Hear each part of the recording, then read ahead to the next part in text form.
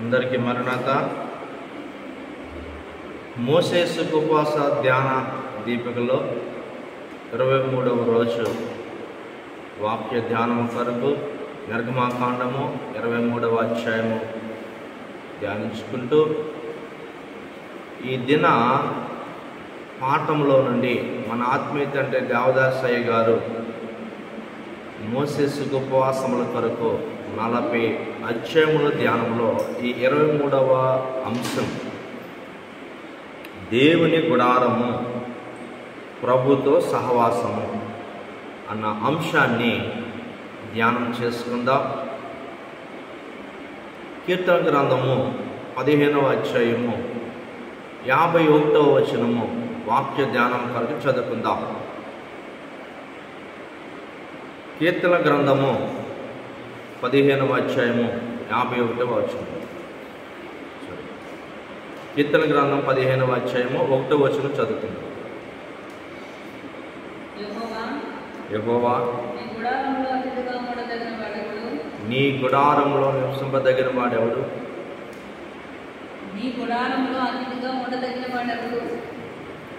నీ గుడారంలో అతిథిగా ఉండదగిన వాడెవరు? నీ పరిశుద్ధ పర్వతం మీద నివసింపదగిన వాడెవరు? ప్రార్థన చేసుకుందాం.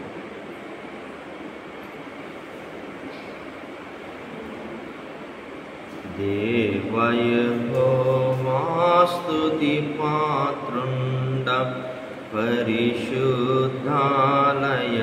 పరమ నివాస దేవయెహోవా బలమును కీర్తియు శక్తి ప్రసిద్ధత సర్వము నీవే. సకల ప్రాణులు స్తుతి చెల్లించగా సర్వదా నిన్ను స్తుతులొనరించగనున్నా. సర్వదా నిన్ను స్తుతులొనరించగనున్నా. దేవయెహోవా సకల జలాశర సర్వసమూహములారా ఓ ప్రజలారా భూవతులారా ఓ ప్రజలారా మహనీయుండగు దేవుని స్తుతి చేయి. మహనీయుండగు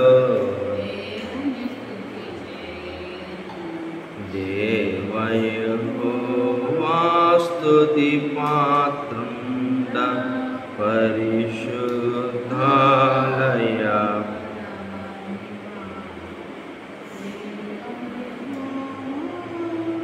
ప్రార్థన. ఓ కనికరము గల తండ్రి, నీవు మానవ శరీరము ధరించి మానవ లోకమునకు వచ్చిన మానవులతో సహవాసం చేసితివి. పరమదేవుడవైన నీవే మాతో సహవాసము చేయగా మేమెందుకు మీతో సహవాసము చేయకూడదు? నీవు మానవులతో సహవాసము చేయడమును బట్టి నీకు మానవులతో సహవాసము చేయుట చాలా ఇష్టమని మాకు తెలియచున్నది. నీవు మానవులతో సహవాసం చేయుటకు భూలోకమును ఏర్పాటు చేసితివి, పరలోకమును ఏర్పాటు చేసితివి గనుక నీకు స్తోత్రములు. నేను నీతో సహవాసం చేయవలనంటే అన్ని కష్టములే. మేము అన్నిటినీ దాటి నీ దగ్గరకు వచ్చి నీతో సహవాసం చేసే భాగ్యము అనుగ్రహించము. మేము నీ సహవాసములో ఉంటే వీటన్నిటినీ జయించగలము. పిల్లలకు తల్లిదండ్రుల దగ్గర ఉండుట చాలా ఇష్టము. స్నేహితుల దగ్గర ఉండుట చాలా ఇష్టము. వారు మంచివారైనా చెడ్డవారైనా వారికి అనుకూలమైన వారైతే సరి. వీటన్నిటినీ మించినది నీ సహవాసము. నీ సహవాసం గురించి వివరిస్తే సంతోషమే కానీ అది అనుభవించినప్పుడే మేము దానిని సరిగ్గా గ్రహించగలము, సంతోషించగలము. నీ సహవాసమే మొదటిది, దాని తరువాతది మోక్షము. లోకము మొదట వెదకవలసినది ఇదే కదా, ఇప్పుడు దాన్ని విడిచి పెట్టివేసినది. మేము కనిపెట్టు గంట చదివినాం, దానిలో నీ సన్నిధిలో ఉండుటను గురించిన ఉన్నది. సన్నిధిలో ఉన్నప్పుడే మేము దర్శనమును చూడగలము, మీ మాటలు వినగలము, మా ఓపికను తర్ఫీదు చేయగలము, కష్టములో జయించగలము. సహవాసము అయితే మాత్రం చాలదు, అడిగి దానిని పొంది అనుభవించే కృప దయచేయము. మేము బయటికి వెళ్ళే పొందుట కాదు, ఇక్కడే నీ సహవాస భాగ్యము పొంది అనుభవించే కృప దయచేయము.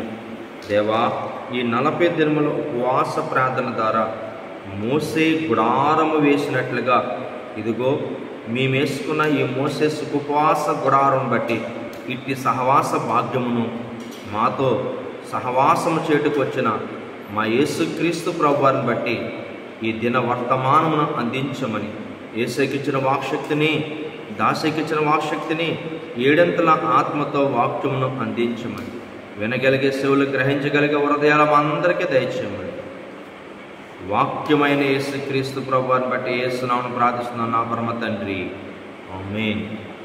మరణాత కూర్చుందాం.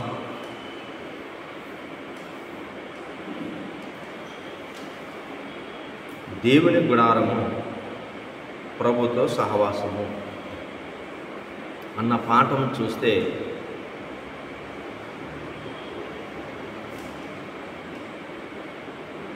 పరలోకములున్న మహాదేవుడు, ఈ సృష్టిని కలగచేసిన సృష్టికర్త, మానవుని ఎంత ఇష్టముగా ప్రేమించాడంటే మన పోలు నరుని చేద్దాం. సృష్టి అంతటిలో కల్లా గొప్ప నిర్మాణము మానవుడు. మట్టి నుంచి తీయబడిన వాడు కానీ మహిమ రూపముతో నిర్మింపబడిన వాడు.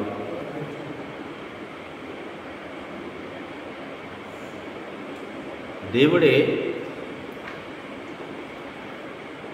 తాను ఎలా ఉన్నాడో అలాగా నిర్మించుకున్నవాడు.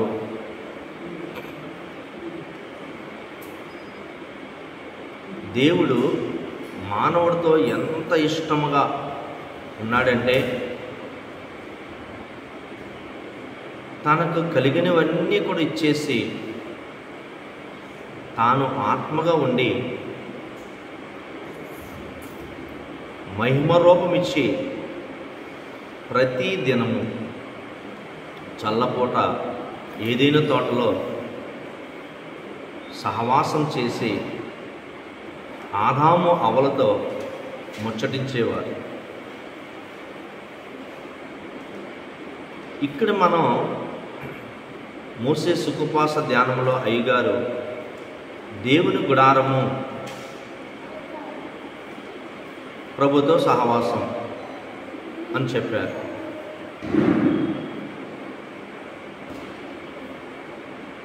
దేవుడే దేహాన్ని దేవాలయముగా పట్టుకుని ఆ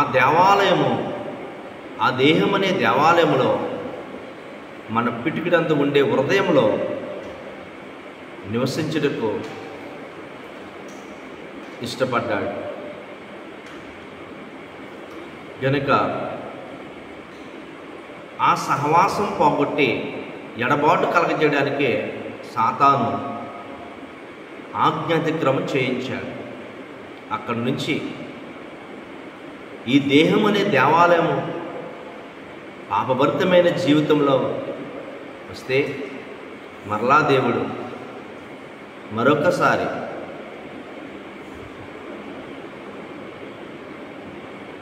మన కోసం పుట్టి మన కోసం చేయవలసినవన్నీ చేసి మనకు ఇమ్మానుయేలు అనగా నిరంతరము తోడు వచ్చారు. కనుక కీర్తనాకారుడైన దావీదు గారు 15వ అధ్యాయంలో ఎవరు నీతో ఉండగలుగుతారో కొన్ని విషయాలు ఆయన మనకు తెలియచేసినట్టుగా కనపడుతుంది. ఈ కీర్తన గ్రంథంలో 15వ అధ్యాయంలో మనం చూస్తే దేవునితో ఉండేవారు, తన గుడారంలో ఉండేవారు ఎలా ఉండాలో కొన్ని విషయాలు ఆయన తెలియజేస్తామన్నారు. అవి ధ్యానం చేసుకుంటూ ఈ దిన ఆశీర్వాదం మనం పొందుకుందాం. యెహోవా నీ గుడారంలో అతిథిగా ఉండదగిన వాడెవడు? నీ పరిశుద్ధ పర్వతం మీద నివసింపదగిన వాడెవడు? యథార్థమైన ప్రవర్తన కలిగి నీతిని అనుసరించుచు హృదయపూర్వకముగా నిజము పలుకువాడే. ఇక్కడ చాలా స్పష్టంగా దేవునితో ఉండేవారు ఎలా ఉండాలో చెప్తున్నాడు దావీదు గారు. ఏమంటున్నాడు? యథార్థమైన ప్రవర్తన కలిగి నీతిని అనుసరించుచు హృదయపూర్వకముగా నిజము పలికేవాడు.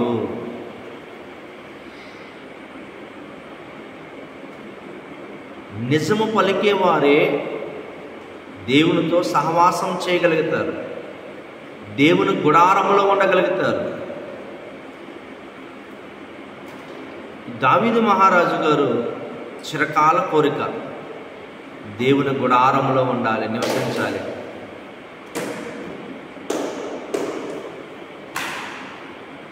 ఒక దినము దేవాలయంలో గడితే 1000 దినములతో సమానము. దావీదు మహారాజు గారికి ఆయనతో నివసించుట ఎంతో ఇష్టం.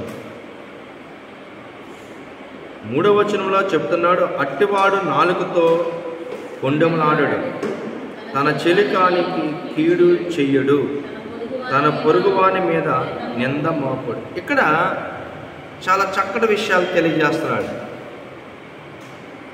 ఏమిటంట? నాలుకతో కొండెములాడు. దేవునికి అల్లల్లాడు నాలుక హీం.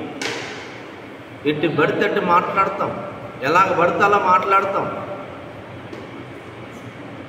సహవాసం కలిగిన వారు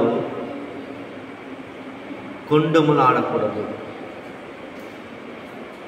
అందుకే నిర్గమాకాండ 23వ అధ్యాయం లేని వార్తలు పుట్టించకూడదు, లేని వార్తలు పుట్టించకూడదు అని దేవునితో ఎలా ఉండాలో నిర్గమాకాండ 23వ అధ్యాయం అంతా కూడా తెలియజేస్తుంది.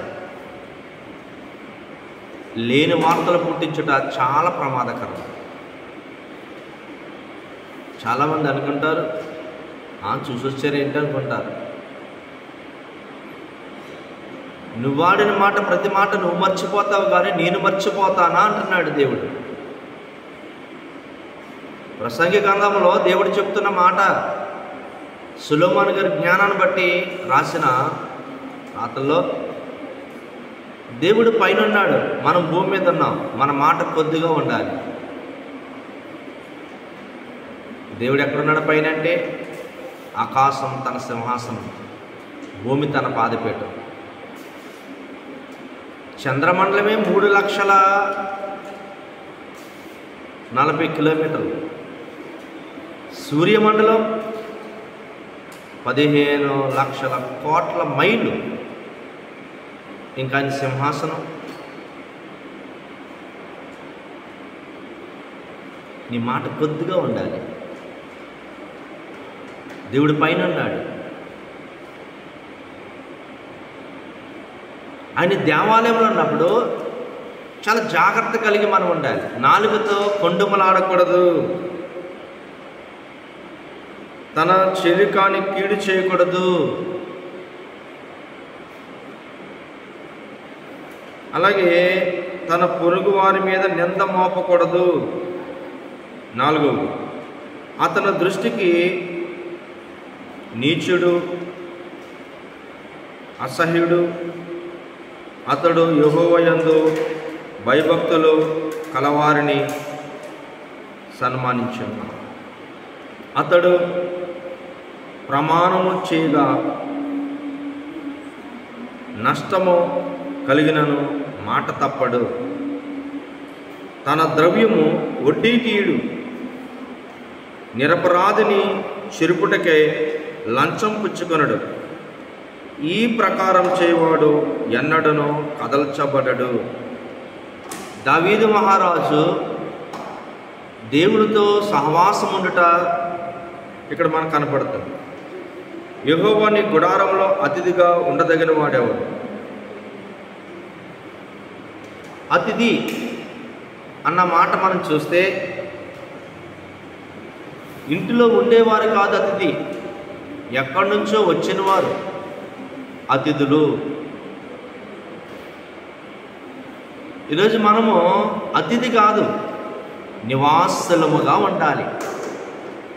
అతిథి వేరు, వస్తాడు వెళ్ళిపోతాడు. ఈరోజు మనం ఎలా ఉండాలి? నివాసి. ఎవరితో సహవాసము? ఎవరితో నివాసము? దేవునితో. దేవుడు నీతో నివాసం ఉండుటకు ఆయన వచ్చాడు.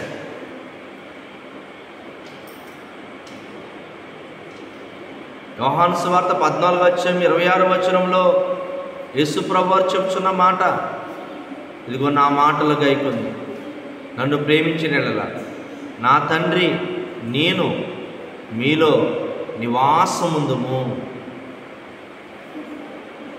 అంటే ఒక మానవుడి పట్ల దేవుడు ఎంత ఆసక్తి కలిగి ఉన్నాడో, ఎంత ఇష్టపడుతున్నాడో. ఆ పరమదేవుడే మన సహవాసం కోరుకుంటే మనమెందుకు ఆయన సహవాసం కోరుకోలేకపోతున్నాం? ఆయన సహవాసం కోరుకునే వారు ఎలా ఉండాలి? మాట తప్పకూడదు, అబద్ధం ఆడకూడదు, కీడు చేయకూడదు, పొరుగువారి మీద నిందలు మోపకూడదు. మనం ఆయనతో సహవాసం కదా, ఆయనే మనతో సహవాసం ఉంటాడు. ఈరోజు నువ్వు అతిథిగా ఉంటున్నావా, నివాసగా ఉంటావా?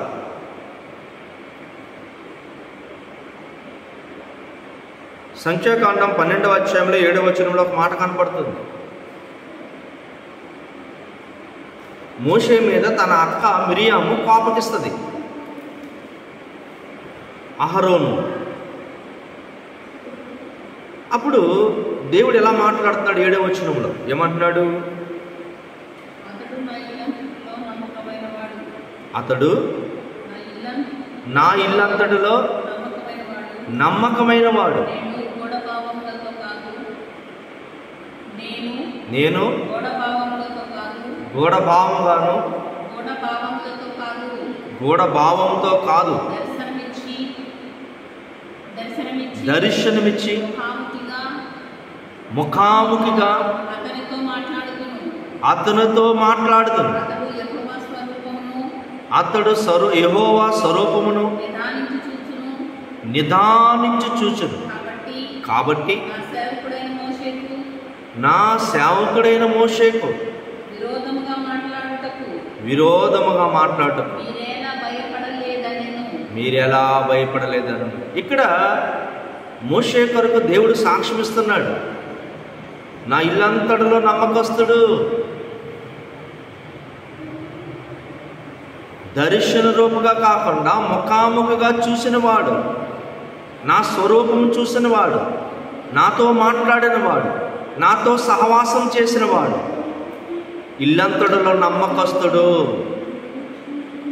ఈయన అతిథి కాదు, నా నివాసి అని మోషే గారి కోసం దేవుడు చక్కగా సాక్ష్యమిస్తున్నారు.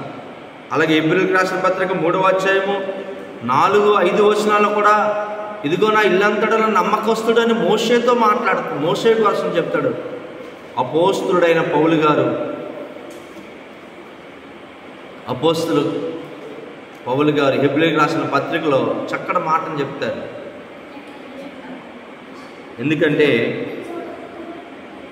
దేవుని యొక్క గుడారంలో నివసింపదగిన వాడెవడనగా ఈ వాక్యంలో ఉన్నది దేవుని ఇల్లంతటిలో మోషే నమ్మకంగా ఉండినట్టు మోసే నమ్మకంగా ఉండినట్లు నేను కూడా ఈయన కూడా తన్ను నియమించిన వానికి నమ్మకముగా ఉండెను.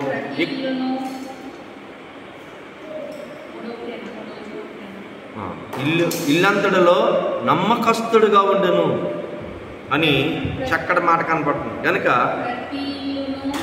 ప్రతి ఇల్లును ఎవరైనా ఒకరి చేత కట్టబడును, సమస్తము కట్టినవాడు దేవుడే. ఎందుకంటే దాన్ని ఇంటికంటే దానిని కట్టిన వాడెక్కువ ఘనత పొందినట్టు మోషే కంటే ఎక్కువ మహిమగా ఎంచబడెను. ఈరోజు యేసుక్రీస్తు ప్రభు వారికి ఒక సూచనగా మనకు చక్కటి మాట ప్రభుతో సహవాసం చేయుట అని ఇక్కడ మాట కనపడుతుంది. కనుక దేవుని గుడారం ప్రభుతో సహవాసం. ఈరోజు ప్రభు మన కొరకు వచ్చాడు, మన కోసం పుట్టాడు, మన కోసం చనిపోయాడు, మన కోసం తిరిగి లేచాడు, మన కోసం ఆరోహణమయ్యాడు, మన కోసం ఇప్పుడు రెండో రాకలు రాబోతున్నాడు. అంతేకాదు, నా నామాన్ని ఎక్కడిద్దరు ముగ్గురు మోకరిస్తే అక్కడ నేను వారితో ఉంటాను అని నిత్యం సహవాసం కలిగి పరలోక పరమకాణానికి తీసుకువెళ్ళడానికి ఆయన సిద్ధముగా ఉన్నాడు.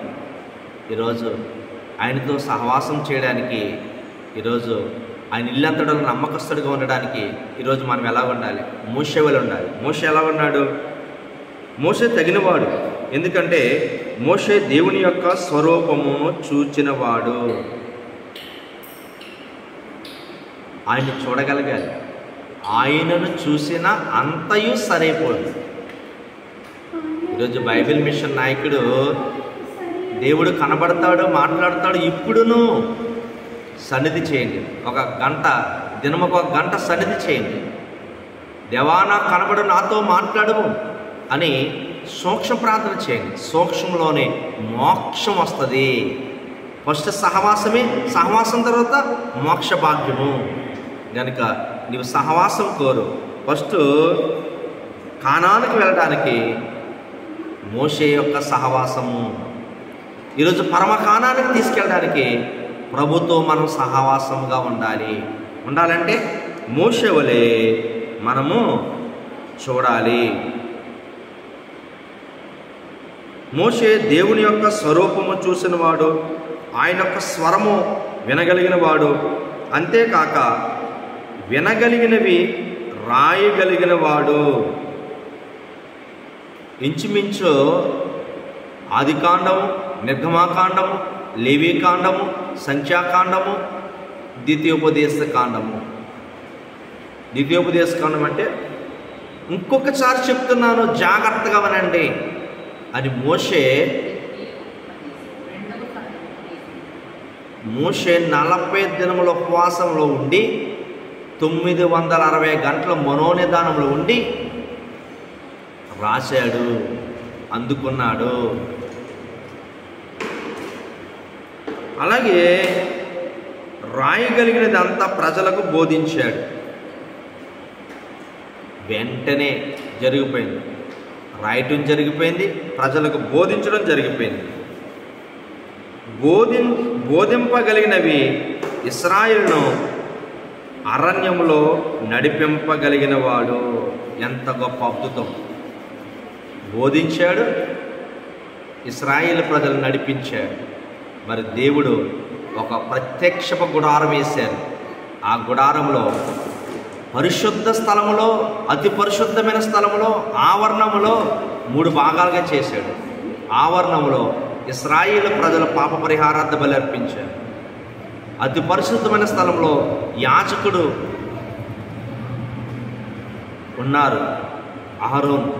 అతి పరిశుద్ధమైన స్థలంలో దేవునితో సహవాసముగా మోషే ఉన్నారు. ఈరోజు పరిశుద్ధ గుడారంలోకి వచ్చిన ఇంత గొప్ప సహవాసం ఉంది. కనుక ఈ దేహం అనే దేవాలయం కొరకు సార్వత్రిక క్రైస్తవ సంఘం దేవాలయంలో నిర్మింపబడి ఈరోజు ఆ మహాబాబు ఆత్మ చెప్పుచున్న మాట చెవిగల వారు వినిగా కానీ ఈరోజు సంఘంలో మనం ఉండి రక్షణ పొందుకుని ఆ మహారాకడకు మోషే ఎలాగా ఇవన్నీ సిద్ధపడ్డాడో అలాగా మనము కూడా సిద్ధపడి మేఘమెక్కే ధన్యత ప్రభు మనెల్లరికూ అనుగ్రహించును గాక. ఆమేన్. ఇలాగన ఆయన పెండ్లి కుమార్తె కొరకు ఏర్పాటు చేసిన సన్నిధి గుడారంలో మీరును స్థిరపడి 7 ఏండ్ల పెండ్లి విందులో పాల్గొనే ధన్యత పెండ్లి కుమారుడైన యేసుక్రీస్తు ప్రభు మనెల్లరికూ అనుగ్రహించును గాక. మహాపరిశుద్ధుడైన మా తండ్రి, మహిమగల దేవ, పరమదేవుడే నా పక్షమన్నగా నరుడేమి చేయగలడు, పాపపరుడేమి చేయగలడు. దేవా, ఇదిగో మీరే మా సహవాసంకి వచ్చారు. మేము మీ సహవాసంలో ఉండడానికి మోషే తండ్రి ప్రభు ఎలాగని గుడారంలో ఇల్లంతటిలో నమ్మకస్తుడిగా ఉన్నాడు, నమ్మదగిన వాడుగా ఉన్నాడు.